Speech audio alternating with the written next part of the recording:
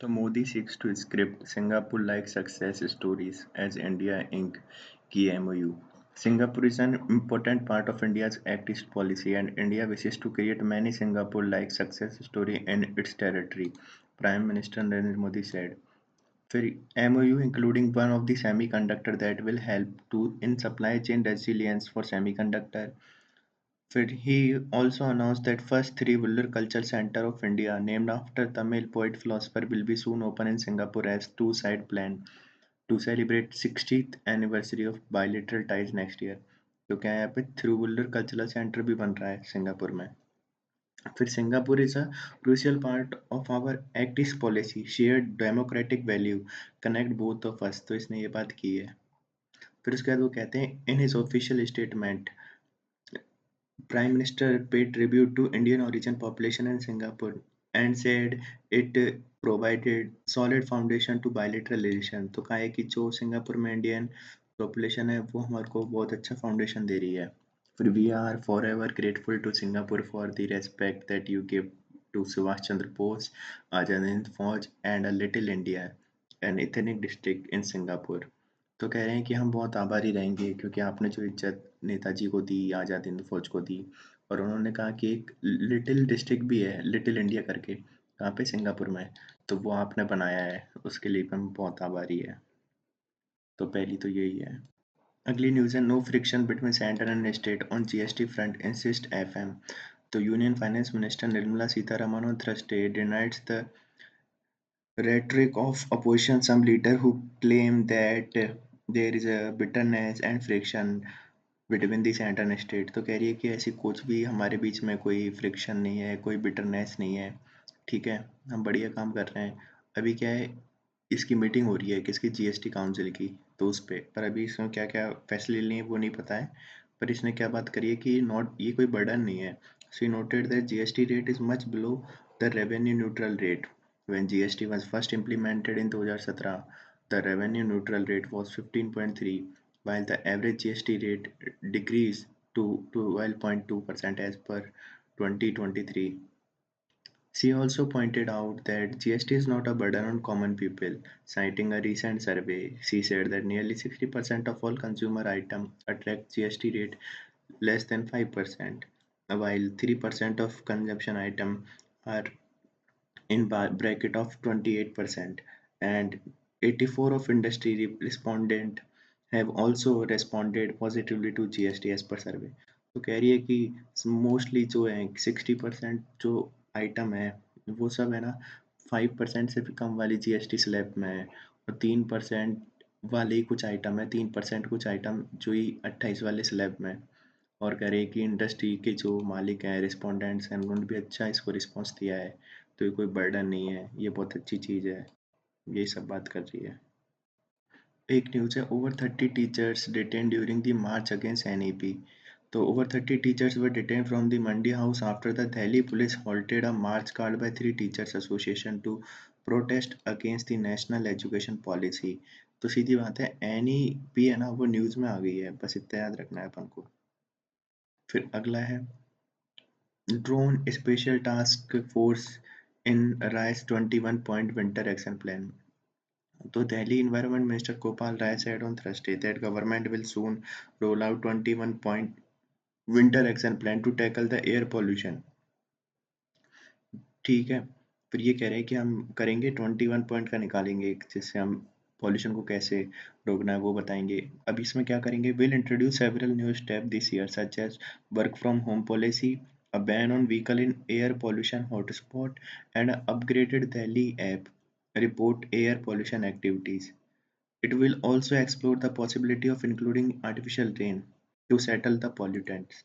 तो कह रहे हैं कि हम वर्क फ्रॉम होम की पॉलिसी लेके आएंगे. एक लेके आएंगे कि जो बहुत ज़्यादा पॉल्यूशन के हॉटस्पॉट एरिया है वहाँ पे व्हीकलों को बैन कर दें. और फिर हम एक ऐप लेके आएंगे जिसमें हमें पता चले कि कहाँ पे क्या सीन है एनवायरनमेंट का, और अगर ज़्यादा दिक्कत हुई तो आर्टिफिशियल रेन भी कराएंगे. तो फ्रेश आइडिया क्या क्या है वो देख लेते हैं. तो ये कह रहा है कि new pollution control measure the Delhi government will introduce national capital in the national capital this winter improve the air quality. तो ये कुछ नए आइडिया हैं जिसमें drone supervision, 13 identified pollution hotspot in the city to be monitored through the high-tech drones. फिर है artificial rain, an emergency measure to disperse pollutant around the Deepawali through the cloud seeding. ठीक है, आर्टिफिशियल रेन कराएंगे। फिर हरित रत्न पुरस्कार, तो award for the agencies and companies that will go extra mile to contain emission, तो हरित रत्न पुरस्कार भी देंगे जो अच्छा काम करेंगी एनवायरनमेंट से रिलेटेड। ठीक है, फिर है और एमिशन को रोकने में। ठीक है, फिर स्पेशल टास्क फोर्स, तो dedicated team to ensure strict monitoring of graded response action plan, a set of emergency measure implemented in Delhi. तो कह रहे हैं एक स्पेशल टास्क फोर्स भी बनाएंगे, तो ये सब काम करेंगे। तो यही सब है। फिर इसने ये भी बोला है ए क्यू आई, तो ये कहता है कि ए क्यू आई अगर 0 से 50 है तो कंसिडर्ड गुड है, 50 से मतलब 51 से 100 है तो सेटिस्फैक्ट्री है, 101 से 200 है तो मॉडरेट है, 201 से 300 है तो पुअर है, 301 से 400 है तो वेरी पुअर है, 401 से 500 है तो सीवियर है। ठीक है, तो ये क्या है ए क्यू आई की एयर क्वालिटी इंडेक्स की कुछ रेटिंग अपन को याद रखनी है। For AK News है, Kerala emerges as a top in the business and the citizen-centric reform in key categories. तो ये है Kerala has emerged as the country leader in 2 categories of business-centric reform and 7 categories of citizen-centric reform in ranking of the Union Ministry of Commerce and Industry. Industries Minister P. Rajiv received the Business Reform Action Plan 22 WRAP 22, तो business reform action plan का award मिल गया, उसको मिला है। ठीक है, तो उसमें पहली रैंक आई है केरला की। फिर है जैसे Kerala emerge top performer and are facilitating utility permits for business and paying taxes. Citizen-centric reform in Kerala was adjudged as the top achiever. Our online single window system progress of issuing various certificates with ease provided by urban local bodies, issuance of certificate by the Department of Revenue, providing utility permits, public distribution system, फिर public distribution system, फिर है आगे improvement in transport sector and running employment exchanges, तो ये सब काम किया है केरला ने। तो Kerala got more than 95 positive response in these 9 reform areas. ठीक है, फिर ये सब है। अब इन्होंने ये बोला है देखो, out of standing mister Goyal recognise the outstanding work of states and union territory in the enhancing the ease of doing business. State like Kerala first पे है, फिर आंध्र प्रदेश, फिर गुजरात है, फिर राजस्थान है। तो ये सब रैंक में इसमें ऐसे हैं। तो रैप 22 रैंकिंग आ गई है, उसमें केरला फर्स्ट। तो ये है union minister conduct aerial survey of the flood hit area in Andhra Pradesh, तो इसमें क्या काम का है। तो कह रहा है कि yellow alert sounded in the 6 district of Telangana. तो पहली बात है येलो अलर्ट होता क्या है। तो IMD has issued yellow alert in the part of Telangana from Friday till Monday. Issued, तो ये जगह बताया यहाँ पे होगी। ठीक है, अब 4 तरह के अलर्ट होते हैं। पहला होता है ग्रीन, ग्रीन यानी कि सब कुछ नॉर्मल है, वेदर कोई दिक्कत की बात नहीं है। फिर एक होता है, एक मैं बोल रहा हूँ कौन सा अलर्ट है, पर येलो अलर्ट होता है कि जब दस्तक देने वाला है। कौन सा, जब आपके कोई मानसून दस्तक देने वाला है उसको कहते हैं येलो अलर्ट, मतलब गेट पे आ गया है बिल्कुल। ठीक है, ग्रीन में तो कुछ भी दिक्कत वाली बात नहीं है। फिर इसके बाद एक और अलर्ट होता है जिसमें वो कहते हैं कि सिर्फ आप घर पे रहिए, बाहर मत निकलिए, मतलब वो आ चुका है, दस्तक भी दे चुका है, पर घर पे रहिए अभी। फिर एक होता है रेड अलर्ट, रेड अलर्ट में होता है कि भाई अब तो दस्तक भी दे दी, अब तो ऐसी हालत है कि घर पे भी नहीं रुक सकते, एरिया ही छोड़ना पड़ेगा। तो 4 तरह के अलर्ट हैं। ग्रीन में तो कोई दिक्कत वाली बात नहीं है, येलो में मतलब दस्तक देने वाला है वो डिजास्टर, और उसके बाद फिर एक और अलर्ट है, उसका मेरे को कोड याद नहीं है, और उसमें होता है कि घर पे रहो, डिजास्टर तो आ गया है पर घर पे रहो, बाहर मत निकलो। और एक रेड यानी कि अब तो एरिया ही खाली कर दो। अब ये न्यूज़ है, what is vertical physical imbalance, तो इसका देखेंगे पहले तो अपन। The financial relationship between the union government and the state in India is asymmetrical, as in many other countries with federal constitutional framework. As the 15th Finance Commission noted, state incur 61 of the revenue expenditure but collect only 30% of revenue receipt. In short, ability of states incur expenditure is dependent on the transfer from the union government. Consequently, there is a problem of vertical fiscal imbalance in India. Fiscal federalism where expenditure decentralise overwhelm थी। तो ये कह रहा है कि जो state है ना वो मतलब है ना 61% तो है ना करते हैं किसमें रेवेन्यू एक्सपेंडिचर में, पर वो कलेक्ट सिर्फ करते हैं 38%। और उनका जो फिर डिपेंडेंस रहती है सेंटर से जो उनको मिलता है ना ट्रांसफर, उस पर डिपेंड रहते हैं। तो ये बड़ी इम्बैलेंस है किसमें, फिजिकल में। तो ये जैसा role of 16 finance commission should be to eliminate vertical physical imbalance. तो उसका काम यही होगा कि 16 फाइनेंस कमीशन का कि यार पता करे कि कैसे खत्म करें इस जो ये इम्बैलेंस है इसको। Why vertical fiscal imbalance be reduced? So constitutionally, the financial duties of the union government and state are divided on the revenue front. To maximize the efficiency of tax collection, personal income tax, the corporation tax, and part of indirect tax are best collected by union government. But the expenditure front, the maximize the efficiency of spending, publicly provided goods and services are best supplied by the tier of the government closest to its users. In this context, the extent of VFI merit attention. तो कह रहा है कि tax collection जैसे कि personal tax, corporation tax और ये सब तो सेंटर करता है, पर जो कि हम डिलीवरी करते हैं पब्लिक को गुड सर्विस की, वो करती है जो उनके पास में है, यानी कि स्टेट गवर्नमेंट। तो इसलिए बहुत ज़रूरी है। फिर 15 Finance Commission had noted that India has larger rising vertical imbalance than most other federations. This imbalance were further magnified during the period of crisis such as COVID-19 pandemic, which drove large wedge between the one's own revenue and expenditure responsibility at the sub-national level. The problem of VFI fall under the purview of the Finance Commission and it deal with broadly two questions. The first question is how distribute the tax collected by revenue collected by union government to the state as a whole. ठीक है? These transfer are made as a prescribed share of the net proceeds. And the second question is how distribute the tax across the states. The matter of VFI arise as a part of first question. तो कह रहे हैं इसमें दो दिक्कत है। पहली तो कि सेंटर कैसे स्टेट्स को दे और फिर इससे स्टेट्स उसको कैसे बांटे आपस में खुद के स्टेट्स में। फिर apart from the dissolving the tax, finance commission also recommended grants to the state in need of assistance under the Article 275 of the Constitution, but these are generally for short period and specific purpose. These are also transferred to state that fall outside the Finance Commission's ambit. For example, union government spent substantial amount under Article 282 of the Constitution on subject falling in the state and concurrent list through the centrally sponsored scheme and central sector scheme. But such grant tied transferred that include conditionalities in some devolution of the taxes from the net proceed is the only transfer to the state that is untied and unconditional। तो ये सब इसने बोला है। तो ये कह रहा है कि जो सेंट्रल गवर्नमेंट जो ये फाइनेंस कमीशन है इसके अलावा ये 275 के थ्रू भी कुछ रिकमेंडेशन देता है, पर वो क्या है वो टाइट ग्रांट्स होती हैं कि उनको कुछ पर्टिकुलर स्कीम्स में या कुछ पर्टिकुलर फील्ड में यूज़ करना होता है। जैसे कि 282 के थ्रू जो सेंट्रल गवर्नमेंट है वो कुछ कॉन्करेंस लिस्ट और स्टेट लिस्ट के लिए कुछ स्कीम देती हैं सेंट्रली स्पॉन्सर्ड, पर वो क्या है फिक्स हैं, उनके अलावा उनको कहीं यूज़ नहीं कर सकते। पर जो ये मेन देती है ना वही है जो अनटाइड है। ठीक है, अब आगे देखें तो calculating VFI in India. Here we try to estimate the VFI in India after the devolution of taxes to the states.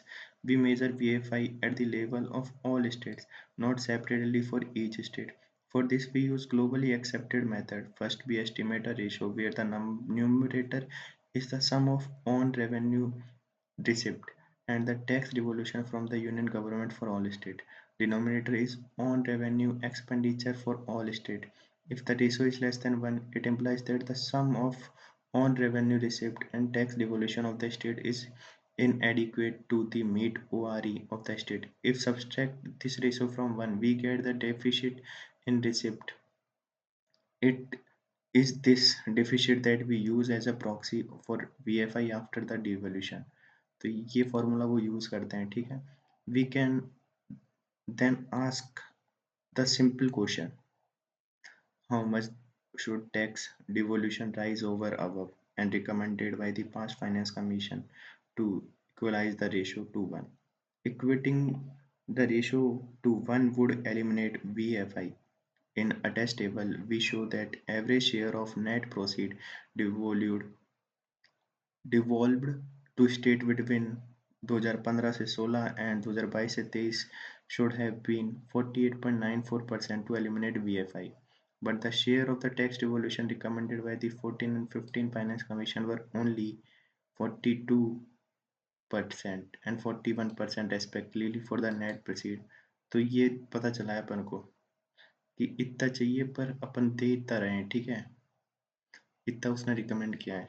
अब ये सब है, तो many states raised the demand that share of the tax devolution from the net proceed must be fixed at 50% by the sixth finance commission. तो ये कह रहे हैं कि 50% कर दो उसको fix. They add force to this demand by pointing to the exclusion from the net proceed of the substantial amount of the cesses and surcharges truncates the net proceed within the gross tax revenue. तो ये सब की बात की है इन्होंने। अब ये आर्टिकल है, can Kerala access fund from loss and damage fund, is it easy for local communities at the sub national level to access fund from international climate fund. तो कह रहे हैं कि इनको मिल सकता है क्या। तो in the wake of devastating landslide that recently struck the Kerala's Wayanad district, a crucial conversation has emerged around whether the sub-national entities can seek compensation through UNFCCC loss and damage fund. While this demand is justifiable, accessing climate fund is far more complex than it appears. What is loss and damage fund? So the loss and damage fund was established at the 2022 UNFCCC conference in Egypt to provide financial support to regions suffering from both economic and non-economic losses caused by climate changes. These include extreme weather events and slow onset process such as rising sea level. The LDF is overseen by the governing board that determine how funds resources are dispersed. With the World Bank serving the interim trustee, the board is currently developing a mechanism to facilitate access to funds resource, including the direct access, small grant, and rapid disbursement option. Despite its intended purpose, concerns persist that climate funds are often too slow to be accessible immediately after the disaster, particularly for local communities at the some national level. तो कह रहे हैं कि ये सब है, पहले तो बता दिया कि ये इजिप्ट में बना, फिर ये ऐसे ऐसे काम करता है, ठीक है, कोई भी डिजास्टर है या फिर सी लेवल राइज के लिए और इकोनॉमिक और नॉन इकोनॉमिक लॉसेस के लिए, उन सब के लिए है, पर कह रहे हैं बड़ा स्लो है और सब नेशनल एंटिटीज को बहुत लेट मिलता है डिजास्टर होने के बाद। So what has been India's role? India has suffered over 56 billion in damage from weather-related disaster between 2019 से 2023. Despite this, India has prioritized mitigation activities over the adaptation in its national climate action policy and budget. And this focus has led to subdued the participation in loss and damage dialogue at COP meeting, with certain regions in India being highly vulnerable to climate change activity. Engagement in these dialogue could bring substantial benefit. Within India, there is an urgent need for clear legal and policy framework to streamline the climate finance, particularly for adaptation and loss and damage, in line with the principle of locally led adaptation, which is crucial for vulnerable communities. The introduction of climate finance taxonomy in Union Budget 2024 has raised expectation for increased international climate finance. However, without clear guideline on accessing loss and damage fund within India, frontline communities will continue to be vulnerable. तो कह रहे हैं कि India में ही नहीं है, इसके लिए दिक्कत है। In international climate change negotiation, India should advocate for more decentralized method of fund disbursement from LDF as opposed to centralized system used for other climate fund. फिर what has been state intervention और ये सब है, इसको हटाते हैं। तो यही है कि अगर सेंटर में तो ठीक है, पर स्टेट लेवल पे अगर किसी को हेल्प चाहिए यूएनएफसीसी के फंड से, तो उसमें क्या क्या दिक्कतें हैं उसकी बात कर रहा है ये। फिर न्यूज़ है प्रेसिडेंट रिप्रेजेंट टीचर्स अवार्ड। तो Droupadi Murmu conferred the national teacher award on 82 teachers, sorry, national teacher award on 82 teachers in school and higher education categories in Vigyan Bhavan on September 5 each year on the birth anniversary of Sarvapalli Radhakrishnan. ये celebrate किया जाता है. Each award carries a certificate of merit, a cash award of 50,000 and silver medal. तो 50,000 रुपये और silver medal मिलता है. अगली न्यूज़ है ये, Chinese city suspend school and cancel flight ahead of typhoon. तो cities in southern China suspends school and cancel some flight in Thursday as super typhoon Yagi headed toward the Holiday Island province of Hainan after strengthening from the tropical storm. तो ये holiday island है पहला तो, और Yagi, typhoon कौन सा है? Yagi. तो इसको याद रखना है. Typhoon is expected to make landfall on Friday after the either Hainan और नेबरिंग गोंगडोंग. आई इधर इन दो जगह पे आएगा, पर टाइफून यागी है.